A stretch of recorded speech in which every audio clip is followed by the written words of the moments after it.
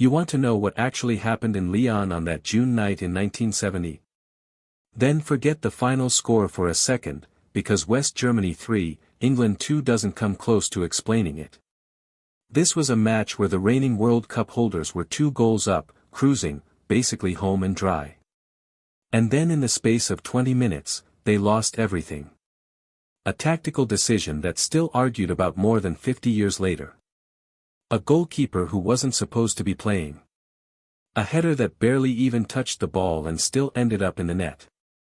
And an ending so brutal that some England players couldn't even look up when the final whistle went. So let's actually walk through it, because this wasn't just a football match. It was the exact night England stopped being world champions, and nobody has ever agreed on why. And here's the thing you have to understand first. England didn't just show up in Mexico as one team among many. They arrived as the actual World Cup holders, the team that beat West Germany in the 1966 final at Wembley in front of their own fans. Alf Ramsey still had most of that winning side. Bobby Moore marshalling the defense like he owned the pitch. Bobby Charlton pulling every string in midfield. Geoff Hurst up front, the only man in history to score a hat-trick in a World Cup final. And behind them, arguably the greatest goalkeeper on the planet, Gordon Banks. Mexico itself was brutal. Nobody had played a World Cup there before. Thin air, blistering heat, 90 minutes that felt like 120. Simple training sessions left players gasping. And England carried all of that plus the weight of being the team every other nation wanted to knock off the throne. The group stage only built the belief higher. A tight, nervy win over Romania to open the tournament. Then a genuine classic against Brazil, where Jairzinho, Tostão, Gerson and Pelé battered England for 90 minutes and still somehow lost the moment that mattered most, because Gordon Banks produced a save off Pelé's header that people still call the greatest stop in football history. England lost that game 1-0, but walked away with more respect than most teams get from winning. A win over Czechoslovakia sealed the quarter-final spot. And waiting there was West Germany. The team England had beaten in the final 4 years earlier. The team that had been waiting 4 years for exactly this rematch. Now the football. Because before any of the chaos, for almost an hour, this game belonged entirely to England. 23,000 fans packed into Lyon's Estadio Nou Camp on June 14, 1970, and from kickoff both sides were cagey, feeling each other out. Nobody wanted to blink first. Then in the 31st minute, England blinked, and it was Germany who paid for it. Alan Ball surged down the right, whipped a low cross into the box, and Martin Peters arrived a split second ahead of his marker to smash it past Sepp Maier. 1-0, just after half-time, England did it again. Peters turned provider this time, slipping the ball to Alan Mullery, who drove into the box and finished calmly. 2-0, West Germany looked shell-shocked. The German bench sat in silence while England's players traded smiles like the job was basically done. A semi-final spot felt one substitution away. And that's exactly when the trouble started. Not from Germany. From England's own dugout. With just over 20 minutes left, Alf Ramsey made the call that would define this match forever. He pulled Bobby Charlton, England's heartbeat all tournament, and sent on Colin Bell. The logic wasn't crazy on paper. Charlton was gassed, the semi-final was days away, and 2-0 up against a beaten-looking German side felt safe enough to make the swap. Charlton shook hands, walked to the bench, sat down. For a few minutes, absolutely nothing changed. Then Franz Beckenbauer noticed the gap. With Charlton no longer hunting him down every time he touched the ball, Beckenbauer suddenly had room. Space he hadn't had all game. He started driving forward. German passes got sharper. German attacks got faster. And England, who'd looked so composed for almost an hour, started backing up. You could feel it before the goal even came. The crowd sensed it before the players did. Every German pass got louder cheers.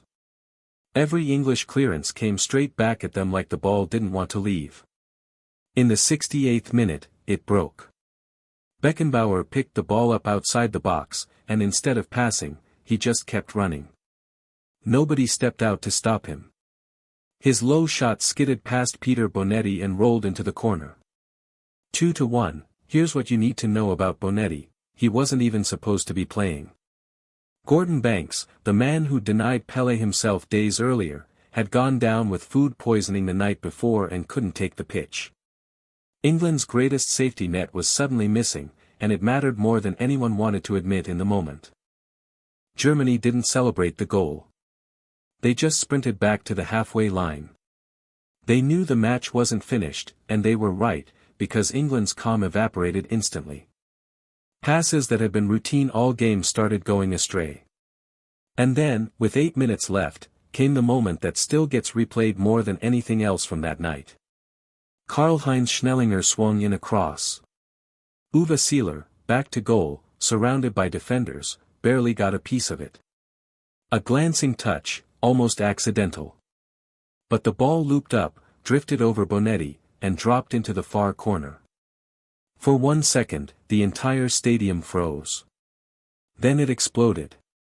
England's players just stood there, hands on hips, staring at each other, because a 2-goal lead they'd controlled for an hour had vanished in 10 minutes flat. Extra time.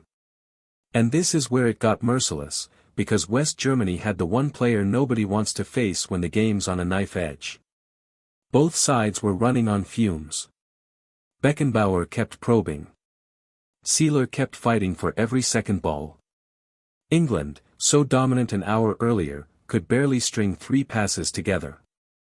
In the 108th minute, the ball broke loose in the box and fell straight to Gerd Müller. He didn't need a second touch.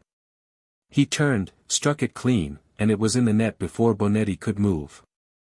West Germany 3, England 2.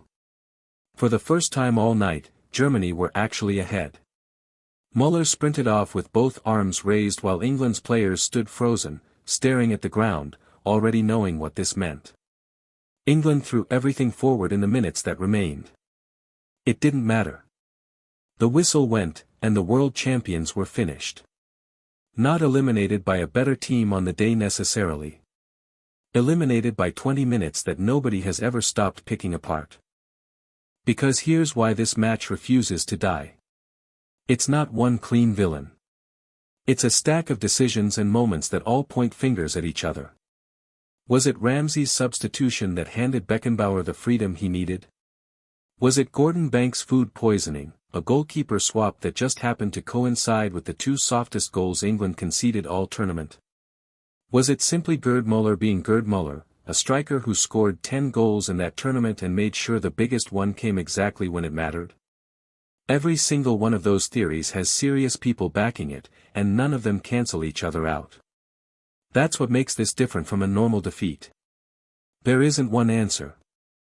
There are 4, and football fans have spent 50 years refusing to agree on which one actually decided it. For West Germany, this was validation.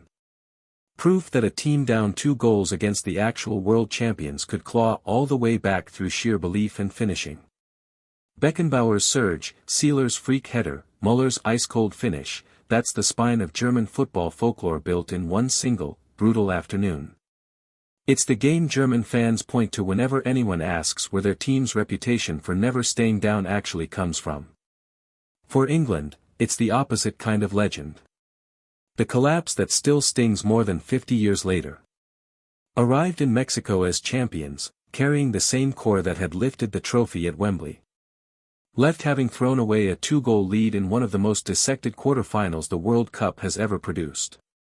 Alf Ramsey never fully shook off the criticism from that one substitution. Peter Bonetti never played another World Cup match for England.